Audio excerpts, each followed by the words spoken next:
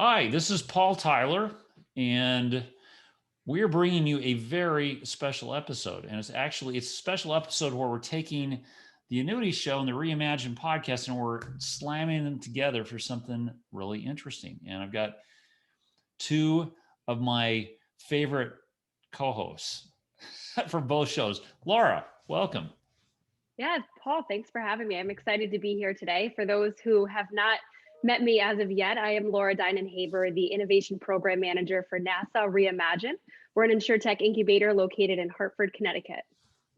Ramsey.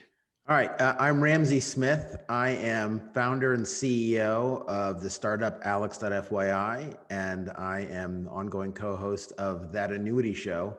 And we're just super excited about this opportunity to take these two franchises and have us work together to come up with really an additional content over the course of the next 5 or 6 weeks. I think will be very additive to our audiences. Yeah, great. And you take retirement broadly and you take innovation and put them together. I think we've got some really interesting topics here to talk about and explore.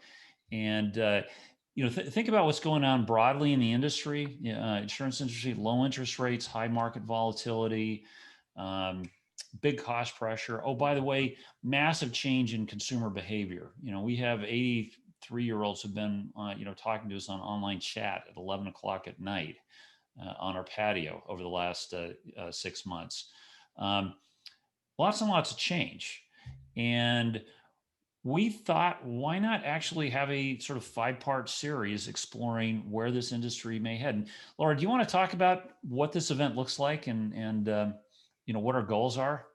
Yeah, absolutely. So by bringing together both That Annuity Show and then Reimagine and the collision between the two, it's a really great opportunity for us to bring together an audience. And in many ways, we're working to create a new network of individuals who are in this space and who may not have created it yet, but are thinking about doing so. So how do we have the conversation between investors, between carriers, startups, people thinking about how they want to change themselves as a consumer and the behavior within that?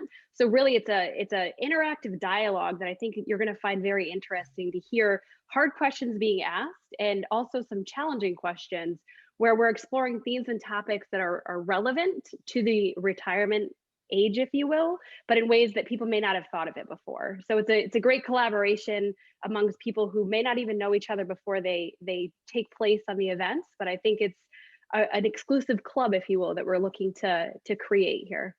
Yeah. So on November 18th, we had our first forum. It was forum number 1, funding innovation in retirement planning. We had some great venture capitalists on, as well as people in the industry who are leading innovation investment in the sector. Question of the day was, where should the money go? Ramsey, what were the big takeaways on your part? Sure. So there were a few things. One, just loved the turnout. It was just the right amount of people to bring lots of different ideas. And also, there were a lot of familiar faces and new faces, people that I had met one-on-one before, people that I wanted to meet. And so, I realized very quickly that this is really going to be a great opportunity for anybody that, is lucky enough to be invited into our little club.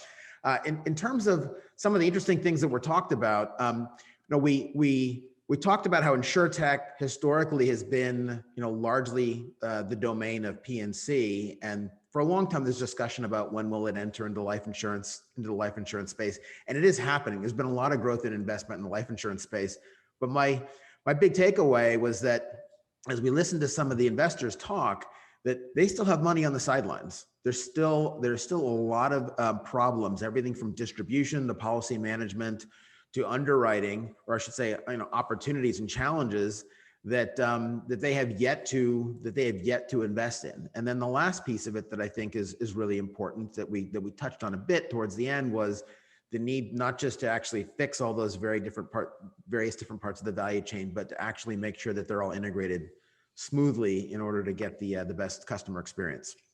Yeah, very well put. And with that, Laura, you want to roll the show? That sounds great. Thanks so much. And we hope you enjoy. Welcome to the first forum in the Reimagine Retirement Series. Again, this is first of 5. So thank you for coming on this grand experiment with us. And it wasn't just haphazardly, it was with intent. So as Paul had mentioned, we're looking to create a new network of, the chosen 100, if you will. So now consider yourself a founding member. Welcome to the club. And I'm excited about the conversation today. And, we find ourselves in a space of lower sales, lower interest rates, having to adapt to a digital platform in many ways that some of us were ready for, some of us may not have been ready for, but I think it's a reality that will be current and will be future for a long time to come. So today's conversation is one that we're looking towards dollars, and dollars are important because it's the lifeblood of business in a lot of cases. It's going to keep lights on or it's going to turn them off.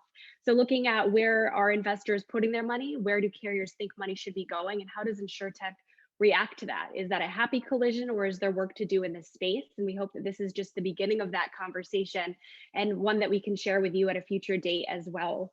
To that point, it's my honor to welcome Harry Monty. So Harry, as some of you know, Symetra, we have formalized a relationship with Symetra this year.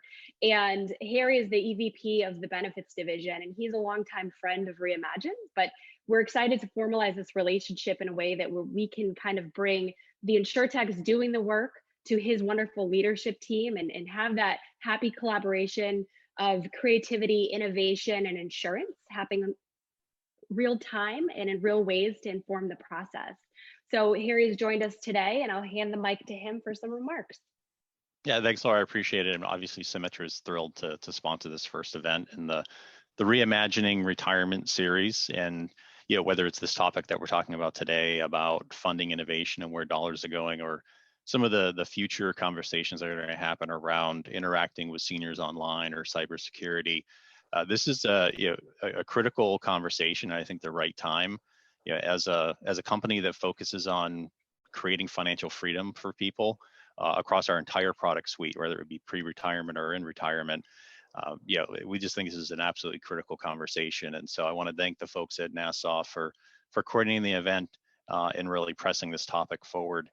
And as I was thinking about the event today, I jotted down some of the things that have changed from my perspective over the last 9 months, and we know a lot has changed. And this is just a sampling, but if you think about, they're the obvious ones, some of which have already been mentioned, but COVID itself, low interest rates, change in consumer expectations, right? This acceleration of digitization that's going on.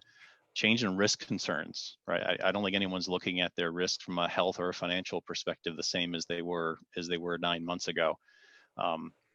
Things as basic as the impact that isolation has had on the mental health and mental wellness of the consumers that we all serve.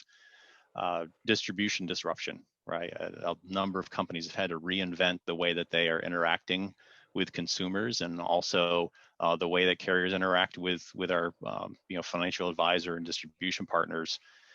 Lost income in households, how that's impacting buying decisions and buying attitudes and expectations. The medical cost has always been a big disruptor for people as they save, whether it's for retirement or even before retirement, and that has clearly become a bigger issue. Changes in the workforce, right? I saw a stat the other day that 80% of those that have left the workforce are women, right? How is that influencing the way that we view interacting with consumers, and the continue to build of this gig workforce? So again, I'm not going to go on and on. Those are a lot of topics that just kind of popped into my head and creates a lot of headwind for the industry, and we have to think differently. But with headwind comes opportunity. So I think this is, again, the right time for this conversation, and I'm looking forward to it. So with that, I want to introduce Doug Roth. Doug is the Managing Director of Connecticut Innovation, and he's going to be our moderator today. So I'll hand it off to Doug. Thanks, Harry. Appreciate it. And glad to today.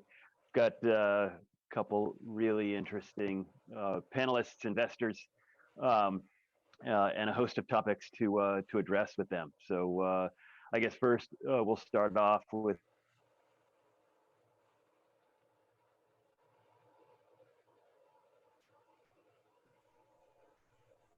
For those of you wondering, it's not your connection, it's Doug. So we're going to give him a Uh-oh. chance to come back. And Cole, Doug, are you back with us?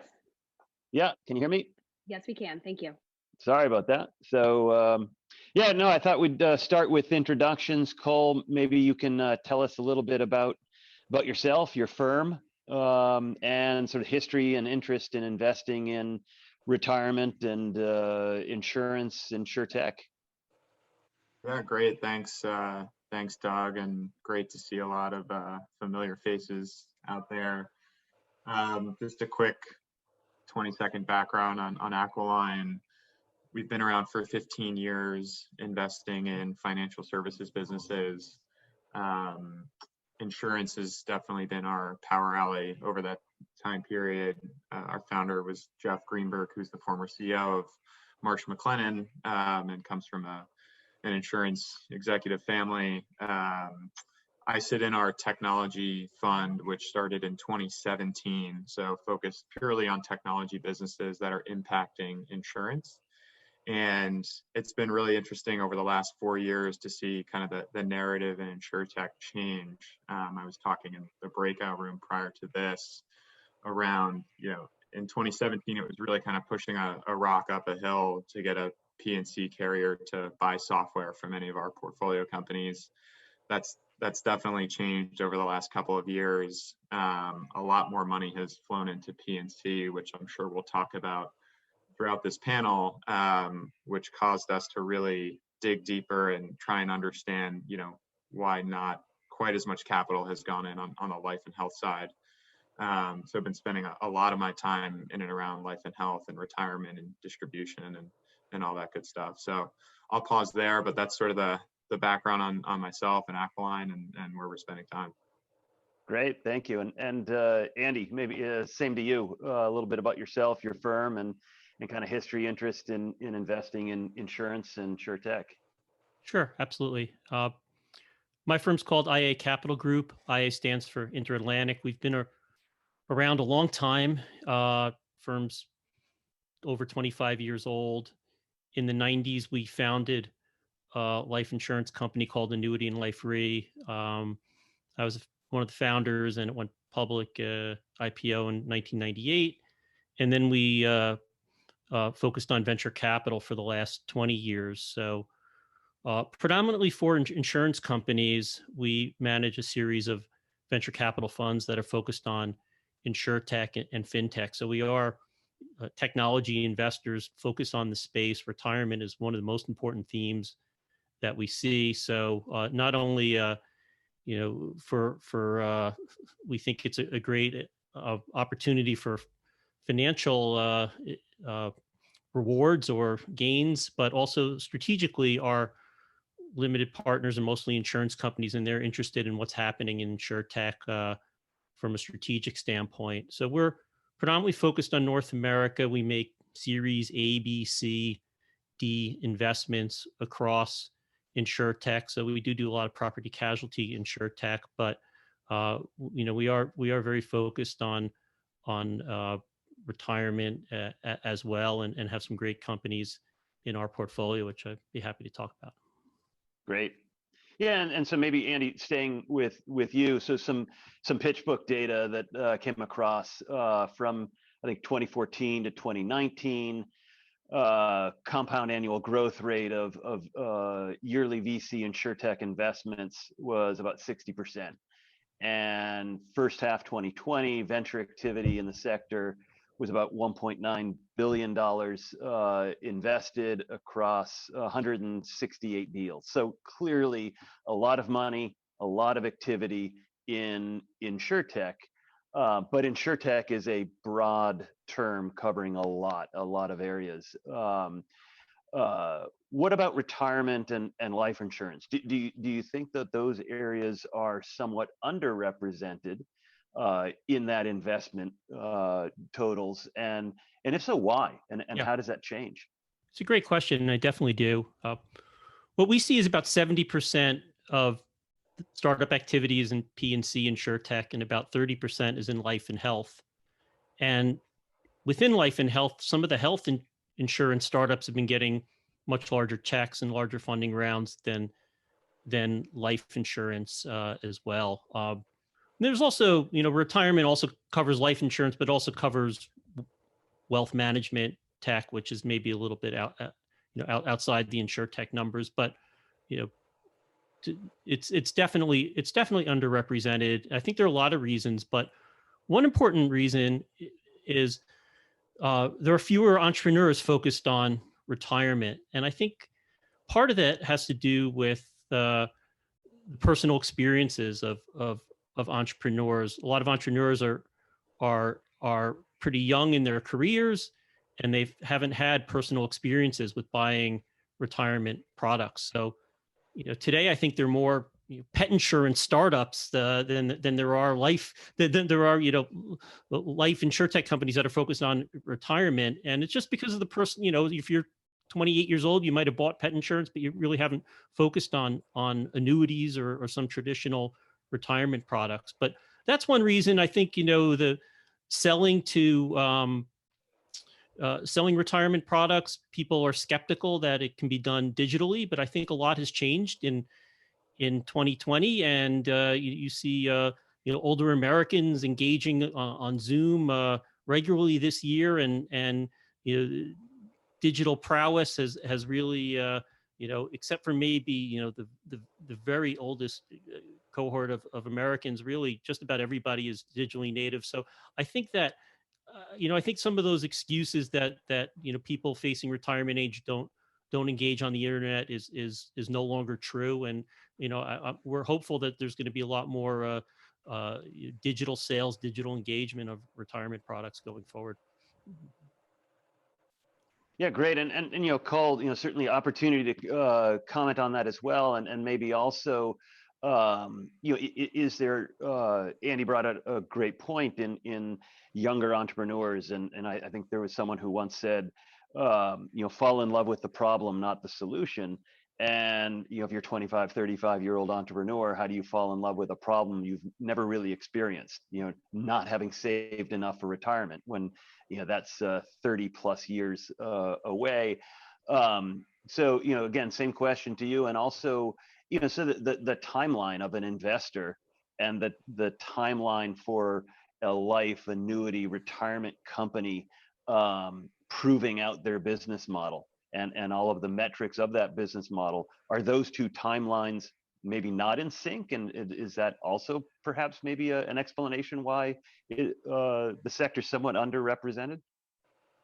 Right. I'll also touch on, on the investor side, I think it's probably harder for some of the generalist investors out there to really wrap their head around and understand the distribution of a lot of these products, actually, let alone the products themselves. To your point before, not that many young entrepreneurs have bought, an annuity or some of these end of life products. I think it takes a lot more education for generalist investors to really get up to speed to a level where they, can write a check in the space and call themselves an expert, which is why I think folks like Andy and myself are spending a lot of time there, because we feel like with, events like this and connectivity in the space, we can sort of be one of the few who kind of really understand it.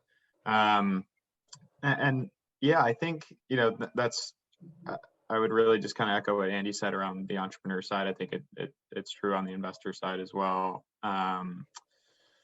And I, some of the stats that just stand out to us, though, that I think are just, things you can't ignore, just looking at, what's happening with the overall demographic of folks who are entering retirement. I think folks are starting to see some of these numbers around, the 10,000 people who turn 65 every day. That's sort of the silver tech stat that everybody loves. And I think it's gaining some more momentum, but people still need to climb that steeper learning curve on the entrepreneur side as well as the investor side.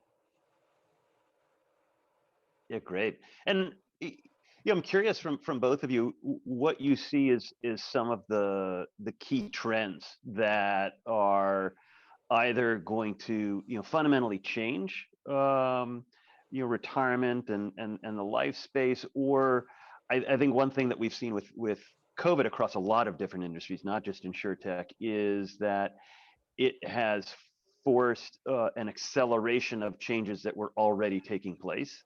And I think actually in the near term, that will probably be a more impactful part of these changes. But what are some of those high level trends? I mean, we've seen telemedicine and interest in the shift of to age at home. Lifespans are obviously changing, which might force retirement age issues. Defined benefit pension plans are maybe for the people who are in retirement, that's what they're retiring off of. But certainly for our generation and younger, those kinds of products don't exist. So what are some of the trends that you're seeing that are driving the investment thesis at your firms? Yeah, that's a great question. Well, there are a lot of important trends in retirement product. We really focus on the technology side. So I'll talk about that. What we've seen is products that have done well through digital channels are more simplified products like term life, or just buying stocks is taken off this year with Robinhood and other platforms, and complex products, whole life or products like that have not really taken off through digital channels. So just to mention two investments that we've made that hopefully illustrate the trends that we care about. One is a company called Next Capital, which has digital tools for customers that are focused on retirement. And some of those customers have financial advisors. Some just invest in their firm's 401k and don't have financial advisors, but either way, they can use the tools to better understand, map out their retirement online. So we're very excited. That's a new investment for us this year, Next Capital. Another investment we have is a company called SmartX, and that's a TAMP and asset management platform. So even if you don't engage digitally, so you call up your investment advisor and do something over the phone, that investment advisor is going to do everything else digitally, so that the investment advisor is going to process a trade or make do anything they do through digital platforms. So SmartX is a next generation digital platform that really enables financial advisors to better serve their clients. And I think some of the processes have been outdated. So, financial advisor might recommend an S&P 500 index fund, but the client might say, well, I don't want to invest in energy stocks. I don't want to invest in Amazon in my portfolio. So it's a problem. The financial advisor is not going to process 490 individual trades because the client doesn't want 10 stocks in their portfolio. Well, these next generation platforms can do partial shares. They can split things off, and we think that's a lot of the future. On the younger generation is going to be more particular about what they invest in, and the tools need to catch up. So those are just two of the trends that we've invested in this year. Yeah, I think on our end, it's sort of two buckets. We believe there's a lot of low-hanging fruit within life and health broadly, where we've seen some success in other areas of Insurtech and FinTech, such as software for the middle and back office to help streamline processes, data analytics for underwriting. I guess specific to life and health, a few areas we're spending time. You talked a little bit about sort of the low rate environment and creating yield through sort of new product innovation. I spent a lot of time looking at the structured note market overseas, and how distribution works over there.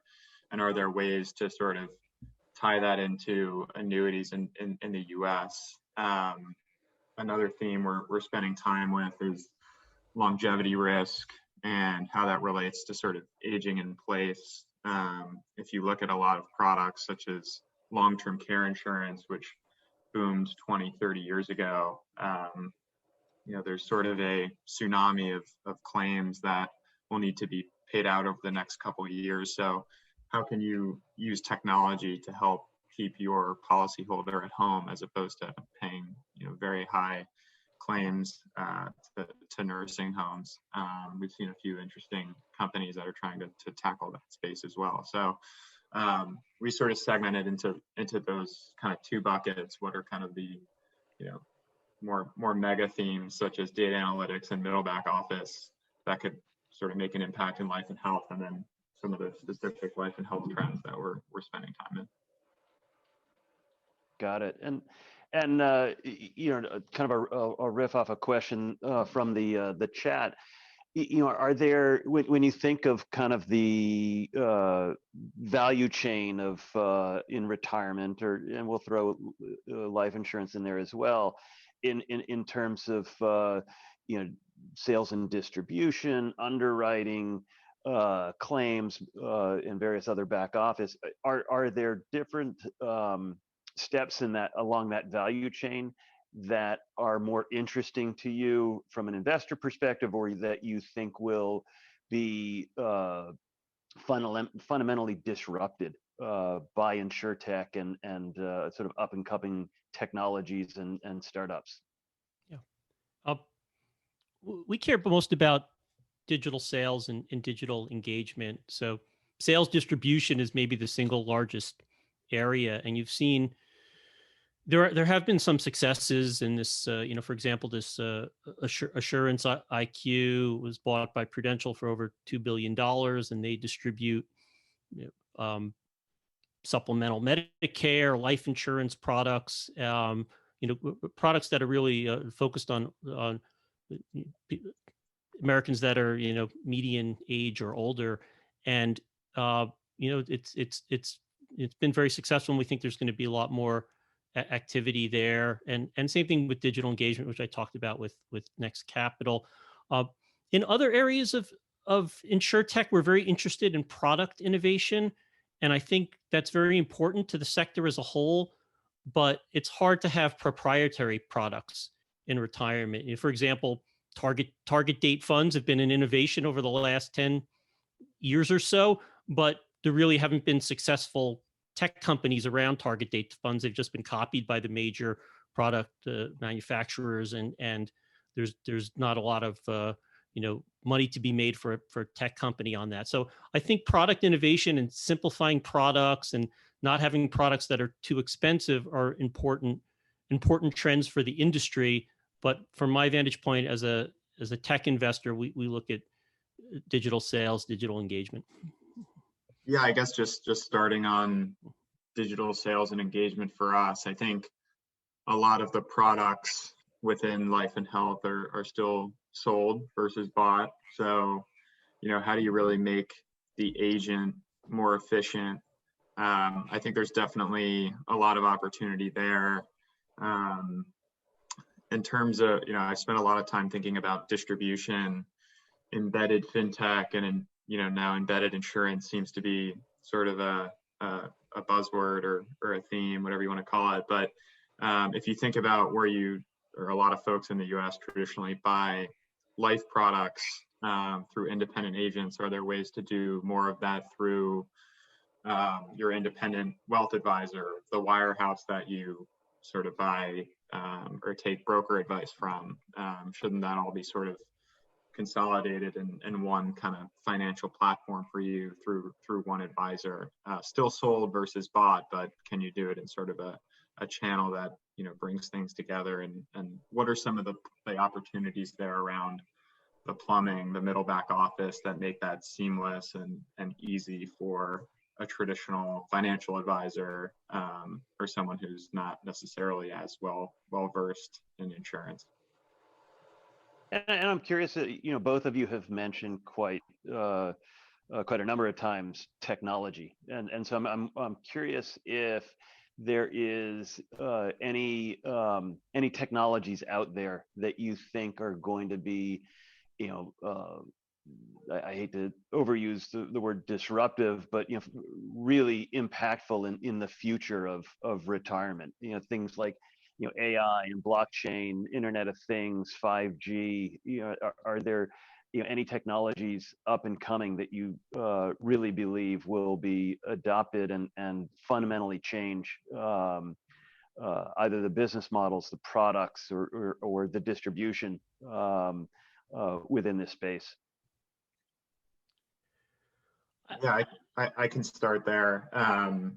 I think that's what will ultimately power a lot of what we're excited about, and sort of these micro trends. Like, for example, I talked about aging in place to help save long-term care costs or to help lower long-term care costs for an insurance carrier. I don't think any of that is possible unless you have some sort of data science model that understands your most at-risk policyholders in a cohort. It's really hard to just go out and say, okay, we have 10,000 policyholders. We're going to engage with all of them and, send caretakers in the home for all of them. That's much more difficult. That's been tried. But if you can use something like AI to triangulate, hey, here's where we're gonna get the most savings, then I think it makes it much more realistic. And that's where we'll see sort of AI and some of these more kind of high level technology trends actually come into play within life and health. Yeah, I think all those technology trends matter, but I think where we are today is enough to, there's enough technology out there to really have a successful distribution engagement of retirement products online. I think products can be simplified, standardized, lower fees. They'll be sold more, and technology can help on all of those factors, especially transparency on having simplified tools to let people understand exactly what they're buying, and so technology is going to help on all the above, but it's not like the industry needs to wait for a silver bullet. All the tools are in place today.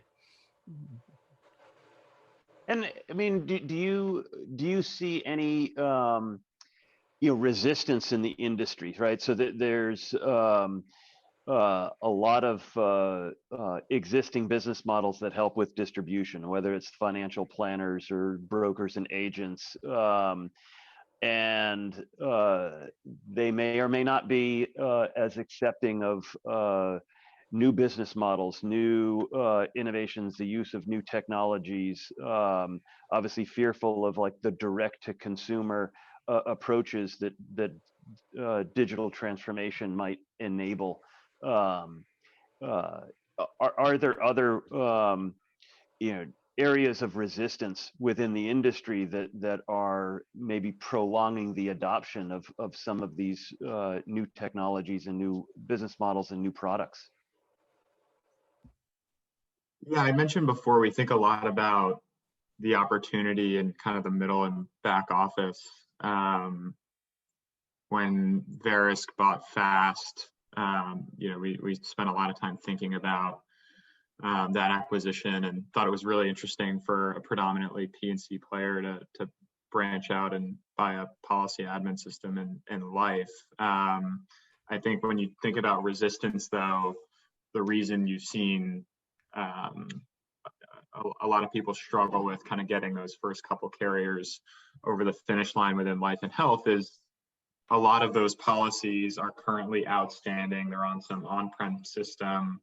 In a lot of cases, a lot of the data is still stuck in paper format or, areas where it's really hard to sort of migrate that over onto a next gen kind of cloud solution. So when I think about middle and back office opportunities, there almost has to be sort of a Trojan horse to make your way into a carrier. I don't think anyone overnight is going to say, you are now going to be our next policy admin system. It sort of has to come through, whether you get data integrations through wholesalers or you start out as more of a sales tool for captive agents for carriers and work your way further down the stack. I think that's sort of where we're going to see a lot of the traction come within the software that exists within the four walls of carriers, which we think a lot about. Yeah. The only thing I'd add is that, life insurers are very slow moving creatures. And, historically there's been more innovation from Fidelity, Schwab's of the world on the technology side than the life insurers, but that's starting to change. And it's one of the reasons that my firm's so bullish on investing in Insurtech, because there's tremendous opportunity in the future, because life insurers and insurers in general have underinvested in the sector in the past. So you can see life insurers are embracing technology on term life, but for most life insurers, term life isn't the big money maker. It's the investment products. So that's going to, they're going to change slowly, but everything's moving in the right direction. Got it. And maybe final question before opening it up to kind of audience questions. Back somewhat related to sort of trends. I mean, obviously we've just gone through presidential election. We're nearing the end of the year. It's kind of a great point in time for assessing those super high level kind of macro trends and how they might impact the sector as well. So, I think Paul, in kicking all of this off, mentioned, historically low interest rates, but we've got, big and growing deficits, not just here in the U.S., but globally. We've got various trade imbalances, regardless of people's feelings on the outcome of the election, increase in versus decrease of government participation in some of these different sectors. Any kind of high level trends that you're keeping an eye on, because obviously, pick on you, Andy, you mentioned sort of the alphabet soup of your investing, A, B, Series C, D, and so forth. Certainly in an area, Series A, you're looking at a pretty long time horizon before you might see an exit liquidity event from that investment. So you need to be looking at 3, 5, 7-year timeframes. So what are sort of the very high level kind of macro issues that you're sort of processing as you make some of these investments, on the earlier side? Yeah, it's a great question. I mean, we try to make investments that will perform well in a variety of macroeconomic environments, but factors like low interest rates look like they're going to stay for a while. So it's hard to invest in a tech company that's focused on fixed annuities, for example, just because returns are going to look low for the foreseeable future. The policy issues and the divided government in the United States is a big problem for people planning retirement. There's a lot of uncertainty over tax policy. Is there going to be Medicare for all? All these policies get confusing for people, and so those are the types of issues, the macroeconomic issues that people want to discuss with a financial advisor. So I think that the uncertainty in the macro area is delaying the digital engagement. People want to have conversations about, what's going to happen in the Biden administration about tax policy, for example. People have real questions that are hard to answer through digital channels on that. So I think the uncertainty out there in the macroeconomic area is delaying people just buying whole life on the internet or something like that, because there's just too many questions out there. But otherwise, a lot of these trends are huge issues for people, and it's something that the industry really needs to tackle, from low interest rates to longevity risk. I don't have too much to add on that. I think we try not to invest in businesses that have too much stroke of the pen risk. So we tend to think, like Andy mentioned, are these conversations that folks will want to have with their advisor? Okay, great. How can we make the advisor more efficient and empower the advisor in that sense, until there's sort of a very clear path forward, where there's sort of less of a risk from that sort of high level. Right. So maybe I'll kick it back to Paul and Laura. I don't know if there's any additional questions in the chat, or if you wanted to kind of open it up to any audience questions. I would say, so keep the questions going. We've got some great questions. We got some great people, by the way. Thanks for giving us your time. And I want to make sure we kind of get the discussion rolling here. Yeah, a couple things I heard. Inexperience of youth. Oh yeah, it's and there are a couple solutions. One is which we've done, and actually Nirja with Spyglass actually came in looking to serve the P&C market. I think Tom Buckingham and our whole team kind of said, "Hey, look over here in this other part of the business. We'll find some opportunities for you." So I think there are opportunities there. Also, rhetorical, question out there is there going to be an opportunity now for people to start tackling micro pensions finally? Periodic pensions that started at an earlier age. I know there are some startups in that area. What is the product? Andy, you mentioned it. I think I think we tend to, as industry people, think about signed PDFs, as the product, and maybe it's a subscription service. I'm seeing a lot of interesting startups there. Is it technology that helps people, convert assets into income, which primarily was done by insurance carriers? Maybe it's not done by insurance carriers, going forward. And then finally, Doug, I think you teed up a good question about the administration. While we've had all of this mess going on with elections, COVID, quietly the Republicans and Democrats both passed the Secure Act. And Ramsey Smith and I have been talking about this with a bunch of people in the industry. We've got some legislation that kind of went unnoticed that opens up a lot of avenues for bringing retirement planning into workplace. So I think there's some interesting change, if we look a little bit beneath the covers, and some opportunities here. With that, let me just sort of pass over. So we got a couple people, teed up, real experts in the area to give us, business perspective. And I think, Doug, you mentioned, I think it's more interesting to focus on we need to focus a little more on the problem than necessarily the solution. And, first up is Kathy Fuertes who's an expert in the 401k space. Kathy spent many years with Vanguard, now with Infosys launching a retirement service center in Philadelphia, correct? Just like to ask you, your perspective, maybe tell people a little bit more about what you've done that I didn't fill in, and then what are the problems you think that could and should be tackled in the next couple of years? Yeah, absolutely, Paul. So thank you. I'm Kathy Fuertes. I spent 20 plus years at Vanguard, focused on the 401k side of retirement.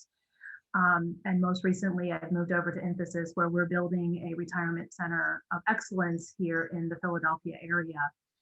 Which is really focusing on innovation and using technology to tackle some of the toughest challenges in the retirement space. And I absolutely agree. Multiple people have said here that the biggest thing you want to do is focus on the problem, because the technology, most of the technology is out there. It's applying that technology to the business problems. And as I've been listening to the discussion thus far, I was kind of tying together, my experience in 401k or retirement plan, and what I'm hearing through the panelists, and I think that the challenges, the needs, let's say the business problems we're trying to drive are very much the same. And I think about it from a customer lens, a distributor or a financial advisor lens, and then that service center, middle back office provider. From the customer lens, it's all about simplifying the complex. And it's even more important now as we talk about, we're having all generations on digital channels now. So we need to figure out, how do we simplify that complex, the complexities in the digital channels, and how do we make it more relatable to what these multiple generations are doing on the web today, or what they're doing in everyday life. One thing that I think about there, as I think about the retirement, the 401k space, there's a concept of auto enrollment and auto escalate. So it's a bit of you'll find these people who, and I know this would be a behavioral finance session, I think, coming up. I'm looking forward to hear more on that one. But there's inertia. You're facing inertia. So in the 401k space, there's the ability for an employer to auto enroll and auto escalate savings into retirement. What is that? I would challenge, what is that same? How do you tackle that same concept in the insurance space? What is the auto enroll, right, of the insurance world? That would be a really interesting problem to go tackle. And then that takes you into that customer side. They don't need to interact as much because you're taking care of it for them. For the distributors of financial advisors, there, I think a big piece of it is how are you engaging the customer for cross-selling, for upselling. In the 401k space, you have those natural interactions with the customers on a regular basis because they're making, payroll by payroll contributions. They're taking loans, they're taking withdrawals. You don't have that in this space. So how do we need to be more creative in forcing that engagement by connecting retirement to things people do in their everyday life, like health or wellness or other adjacents that, that people are doing. And I think this is a place we talked about, I'll say the younger generation of entrepreneurs can't really relate to retirement. Well, they can relate to what they do every day. So it'd be really interesting to challenge, this group to say, what is it that you do every day, and how can you relate that to retirement? Kind of flip it around, right?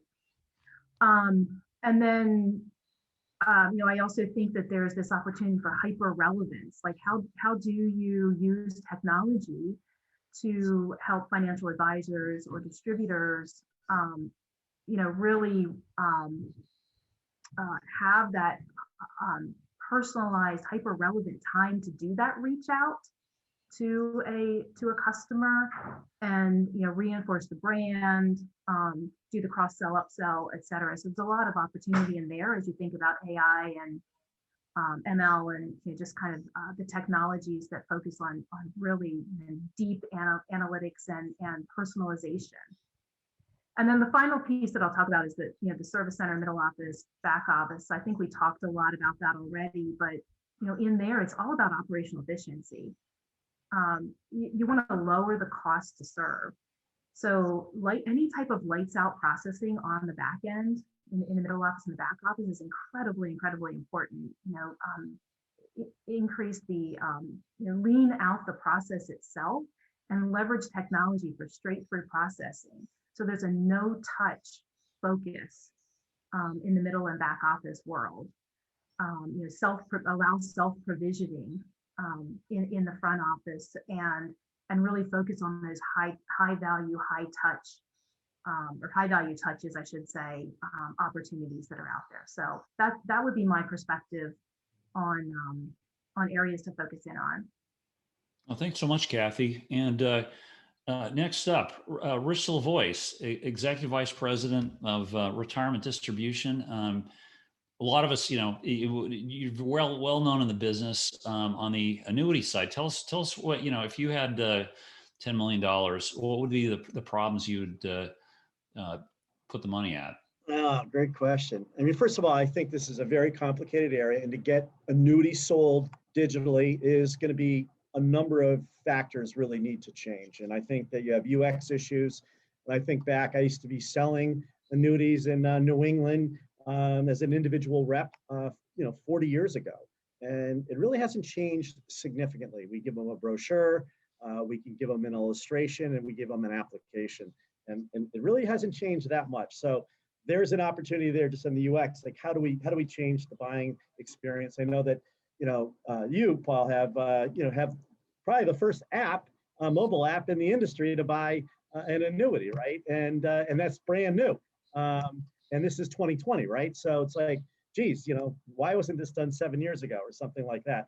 So we have that issue to think through.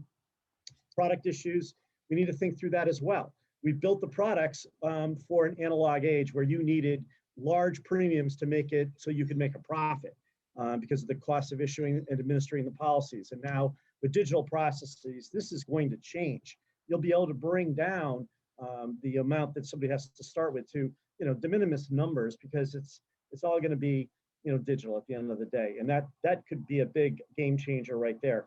We even have some marketing issues we need to think through, and there's some innovation that's going on, even like with Mass Mutual taking the deferred income annuity, and they didn't really change the product, they're changing how they're marketing it. So there's some opportunities on the marketing side, and there's huge needs in the education area, and how do you educate the public as to the value of these products? And that is a huge issue that we need to overcome. In the breakout session we were in, Ramsey and Mike Kalin and others, we were talking about this issue. And I do think that planning is a big issue and need. And if we can get the planning part right, it will lend itself to making people realize the value in an annuity product. So imagine you're a 65-year-old man, and you want to try to get some income out of your, out of an asset. Let's say something, a CD came due. What do you do with your money? If you put it into like the AGG, the ETF, or the broad bond market, the yield on that right now is 2.3%. So if you had 200 grand, you're going to get $4,600 worth of income. An immediate annuity, a lifetime immediate annuity for that same person is probably more than double what you could get in that ETF. So right there, it's like you have to realize that this is going to be something that is got to be a component for many people's financial plans. And COVID is accelerating all of that, because the numbers of people that are already out of the workforce, significant numbers, like 100, maybe it's 50 to 100% greater than what happened in 08, 09 in terms of older people who lost their jobs. They're just giving up. And so there are deep implications for society if we can't figure this problem out, because if all these workers are now unemployed and they're never going to get back into the workforce, they're basically being kind of condemned to a quality of life that is going to be very suboptimal. And if we don't help these people with taking a subset of their money and finding a way to create a lifetime income for themselves, they're going to run into a situation where they're going to run out of money, and that is going to be problematic for society, for the U.S. government, et cetera, because what are we going to do with these people? What's the safety net? So as an industry, I think that if we can figure out some of these areas, I think that'll be important. I think regulation is another area that we could use a little bit of tweaks on. And hats off to you, Paul, because like with your iOS app, you boiled it down to like 10 suitability questions. That has got to be a record for the annuity industry to have been able to do that. And this is another area where it's like, how do we get the regulation on this to be appropriate? And that, I think, is again another problem. But if we can look at a number of these issues, I think that we can make a big difference and a positive difference for Americans in retirement. Hey, thanks, Rich, and thanks for the kind praise. It is interesting, just to kind of echo some comments Andy made too. Is 5 or 10 years ago, building an app was a big deal. Today it's not so big, but the challenge is you well know, how do you engage people, right? We've got interesting products. Nobody knows who the products are. They don't Google them. And Vinod, who's CEO of SE2, he actually dropped a really good question in here. And maybe Andy, I'll throw this one to you. And his question was, we've seen he had to drop off. We have seen traditional distributions sales to slow down on annuities, but firm like Fidelity sales go up considerably on fixed annuities.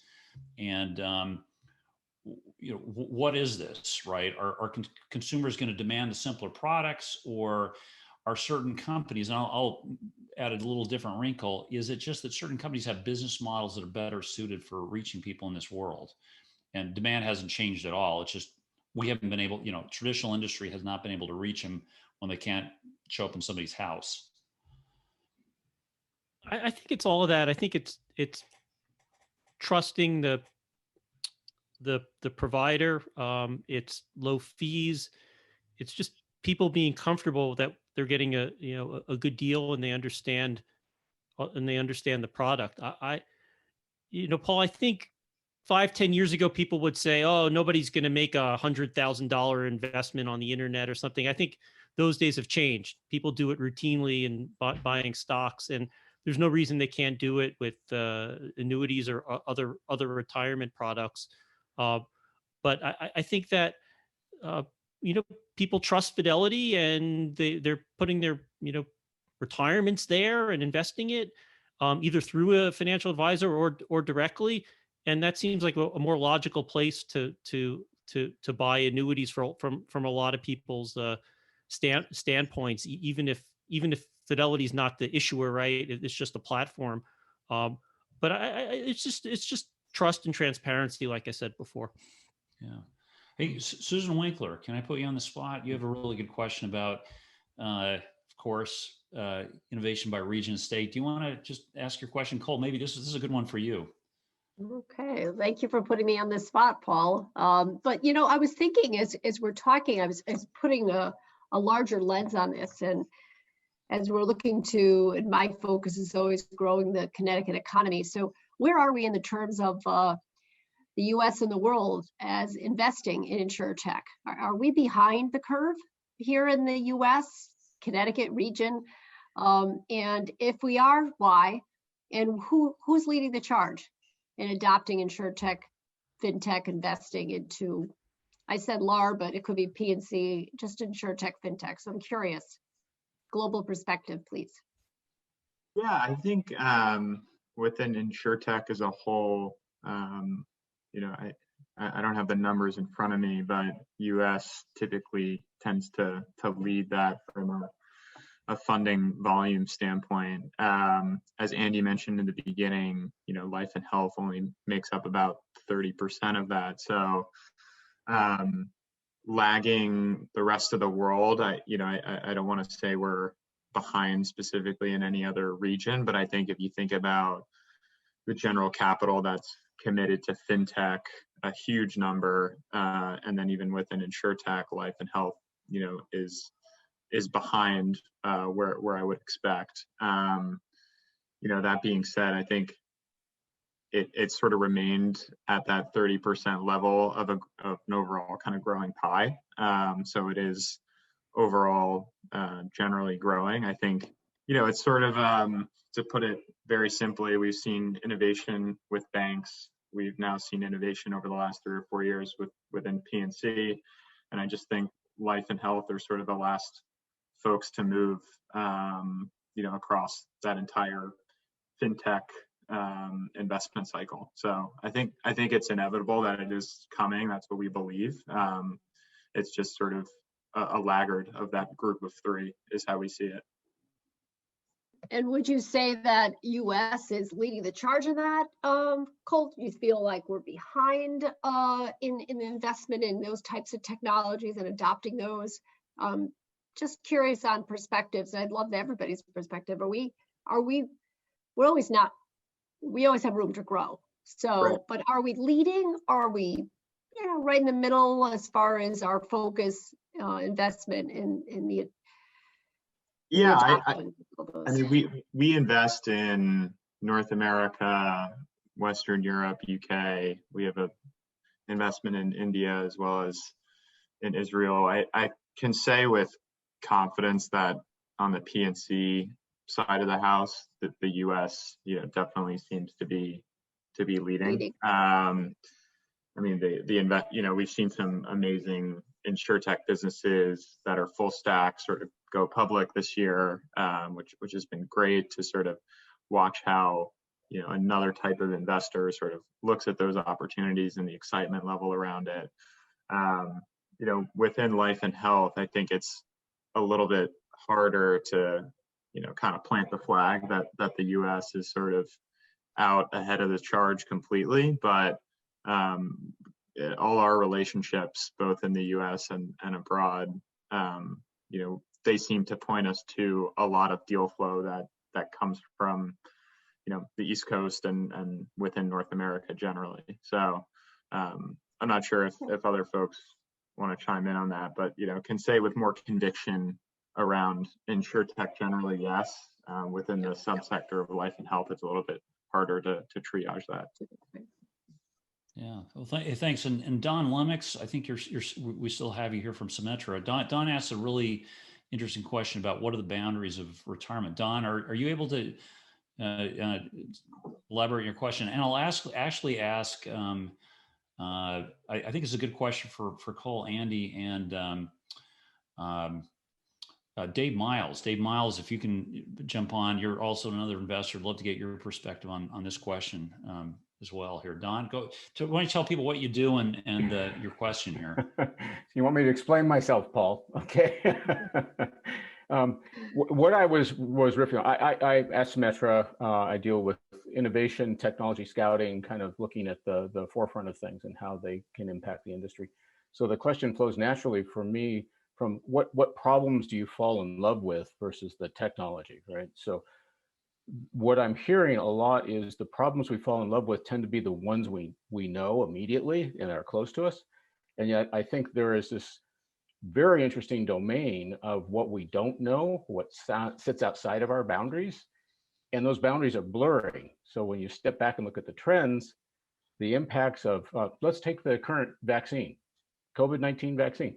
That is a genetic engineering application that is going to affect our lives very quickly and will change lifespan and quality of life issues. When these things start happening faster and faster and faster, how do we start to think about risk differently and find different ways to mitigate it? I think that's the nut of this. Andy, maybe you tackle it first. I'm sorry, Paul, what's the question? Well, it's just like, at what point, you know, we know the problems we know, we just don't know the problems we don't know sometimes. So when we get like, you think a little bit outside of our industry, you know, now on the life insurance side, Fitbits with, you know, related to, I could actually do underwriting. You just start to go older in age. We've got some interesting genetic product testing products out there to talk about, you know, gee, Paul Tyler's chronological age is, oh my gosh, but what's his biological age? I'm really young. Yeah. Just, you know, how do you sort of draw the bounds around investments and problems that link into retirement? I mean, are you very narrowly focused on sort of definition of technology driving what? You know, is it living longer? You know, how do you see your investment mandate? Yeah, and you can't lie about your age to me since we went to college together. That's right. I think there are a lot of fascinating issues for the industry, and you know, we are more narrowly focused on technology. So if something can't be proprietary, if a startup's going to come up with a great idea but it can be copied by a million other companies, then we're not so focused on it. So putting aside what we think is a proprietary idea that a startup can do very well, and I just think there are longevity is just a huge issue for people. I think the government safety net is a very big issue, and people are counting on Social Security and Medicare, but there's uncertainty in those programs. They're not as generous as people might expect. Living off Social Security check is very hard, and a lot of it is just building into the work, the work savings or just daily lives of so it's not really a theme to invest around necessarily, but just building into retirement, into your day-to-day life, your work life, payroll deductions. It's just something that people have to focus on, every day in their whole lives. It's not like there's going to be a Fitbit and it's going to solve the retirement problem. Yeah, Cole, longevity. I want to pitch a longevity startup to you. Is that you? Is that somebody else? Yeah, I guess also, Don, to answer your question, we do spend time in sort of a theme or bucket that we call emerging risks. So hate to use a P&C example, but if people have underwritten cat insurance the same way for 80 years, things are changing in our environment, the way we look at those risks and underwrite them, maybe we should use alternative data in the existing model we have. Maybe we should think about new models. So I think the same is sort of applicable to emerging risks within life and health. I don't know that we have a clear enough view around, what the vaccine will do to people, but I definitely think, Paul, as you mentioned around longevity risk, that's something that, there's a, that's sort of more of a clear trend. And I think we would be willing to invest, or at least take a really hard look at how we can use alternative data, not just, some of the wearable stuff, but, there are other ways to look at large population data sets in mass, derive some type of data that we otherwise aren't using today and use that in underwriting. So we do look at sort of emerging risks as a theme, and then typically the opportunities that I see in that world have to do a lot around alternative data or some sort of underwriting mechanism. Hey, thanks. Dave, Well- Miles, do you want to just to give people a quick intro and get your perspective on? We're happy to. So our firm is called Manchester Story. We are an early stage Insurtech focused. We also do fintech and healthcare, but primarily Insurtech focused fund, invest across the United States and a bit outside. I think my answer to the question would, if I hear the question right, it's, how do we get beyond those problems that we know? And some of that is inherent in the process that I think most in the venture capital business are involved in, which is hearing companies make their presentations on new and different approaches that they are taking to problems that we do know and sometimes problems that we don't. But another way that we go about it is we do spend time developing and trying to tease out themes for investment. And I think this came up from, from Cole and from Andy as well. And one I'll just use it as an example in longevity is we spent a lot of time trying to think about that period from just pre-retirement to then following retirement through end of life. And what is the mix of help that the consumer wants and needs, and those can be very different. And I would tell you, I think at this point, we're thinking that it doesn't sort itself into neat, do it for me or do it yourself types of models. That there's a real desire to feel more confident and more in control, whether that's in terms of investments or whether it's in terms of healthcare decisions, independent living decisions, all of those kinds of things. And it would be easier if you could just bucket it in one or the other. And we think part of the really interesting intellectual puzzle is what might be a new mix of, I can do these things for myself, but I also need to be able to rely on outside resources for these things so that I can feel more confident and feel more in control, even if I'm not doing it all myself. Interesting, thanks. Well, I'll put another former schoolmate of mine and partner in retirement crime here, Ramsey Smith. Tell us. I'd say give people just a little back of your background. And my question for you is, if you give you a portfolio to manage, where you've got some experience with that, where would you put it? So thank you. So my background, I worked at Goldman Sachs for more than 2 decades. And one of the businesses I built there was helping life insurance companies hedge all the risks they were taking on from their variable annuity books and their fixed index annuity books.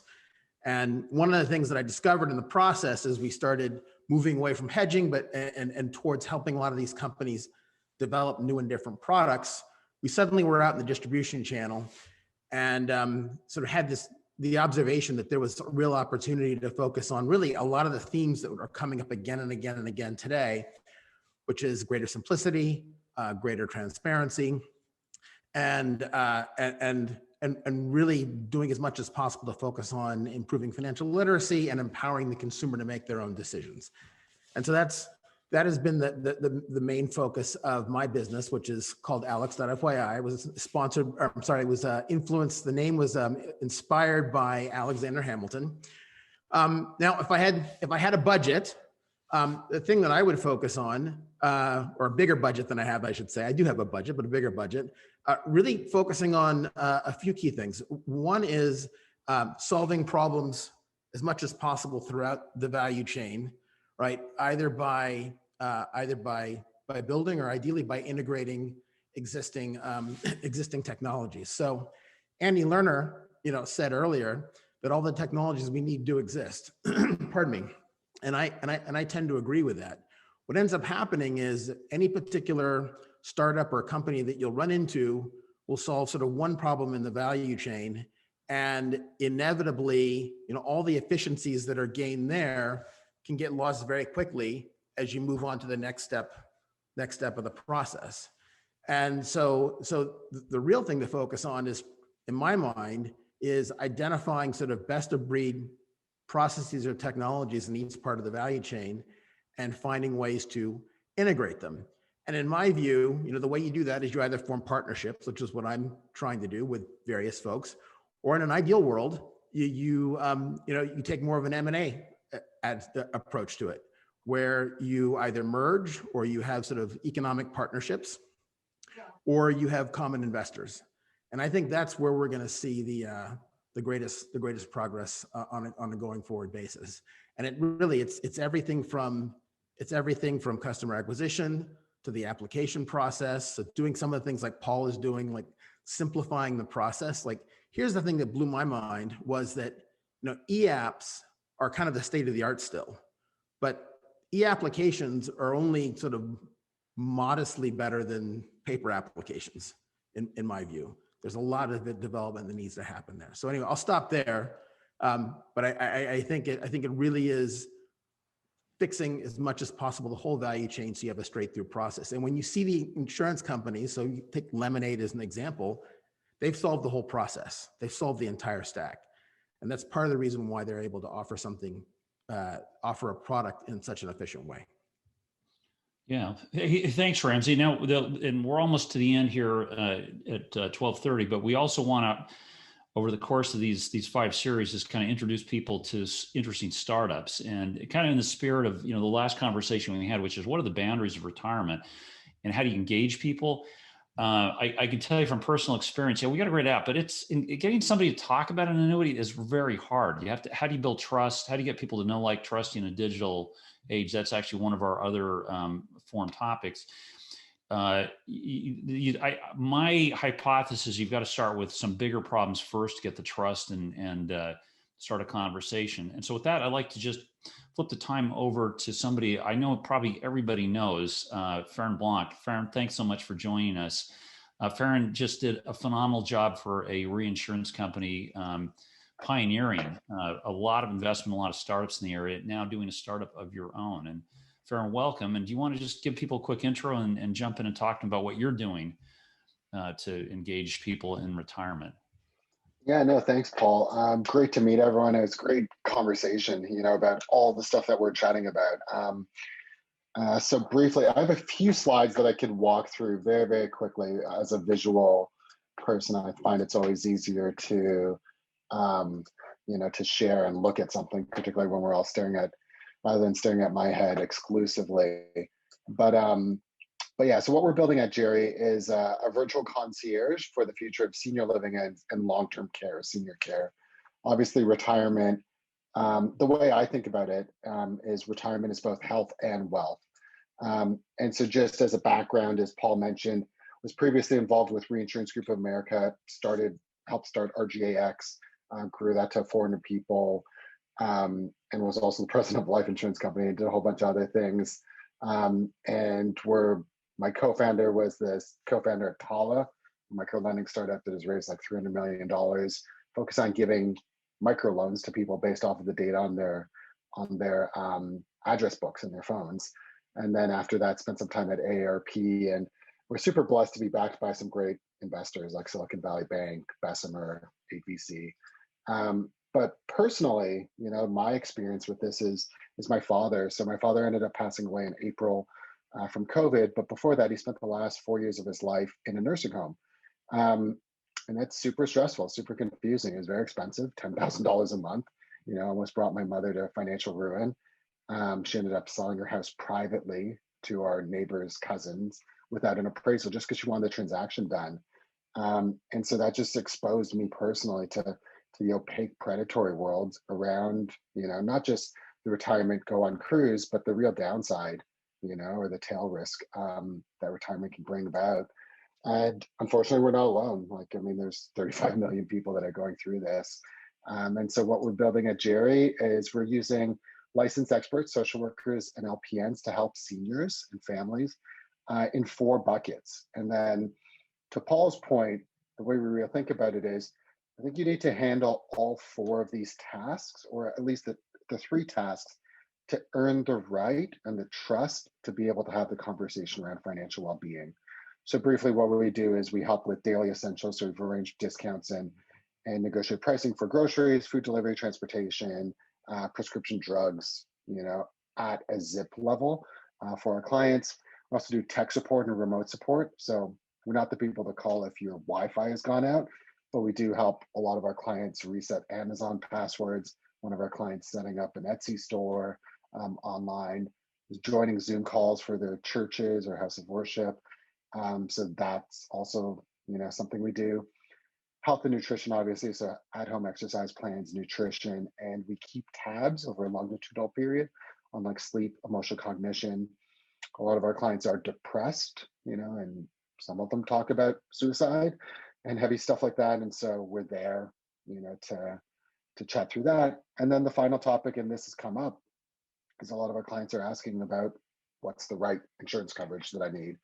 How should I think about estate planning? They don't use the words estate plannings, but they are thinking through, how to pass on or make sure that their wishes, whether it's powers of attorney, healthcare advance directives, trusts and estates, are taken care of. And so that's what we do. That's the way we help. Those are the 4 buckets. And then we do that through using very lightweight technology and personal support. So we're not asking them to download an app because it's very challenging. The average age of our client is 72 on the independent senior side.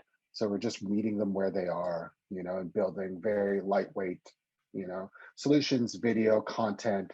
So this is a screen grab of our grocery delivery app, and so how to just simplify the solution so that they can find 3 locations in each of their store, in each of their zip codes. And then same thing on senior living communities and at-home care. And so just to end, the way we think about it is, how can you provide peace of mind for the family? And then on the back end, use data science to make a repeatable process. So we're able to evaluate and rank 40,000 communities, 15,000 home care agencies, 800 adult daycare.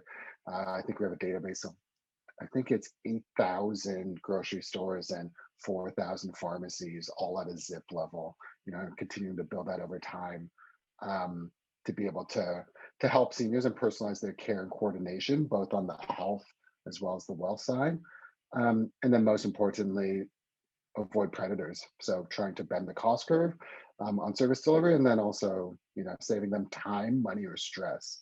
And so, yeah, that's what we're doing. Obviously, it's not, it's not I think Paul said earlier, our clients aren't asking or Google searching, our clients aren't asking Google searching, what fixed index annuity should I buy? But they're more just like, hey, I have this need or this worry, who can help me navigate that? And that's how we're thinking about it and trying to plug into retirement. That's great. Thank you so much, Farron. And looking at the clock today, with 12:29 at the top of the hour, being respectful of everyone's time, I want to say thank you for joining the conversation today. Your participation will help the industry reimagine retirement in the current and future states.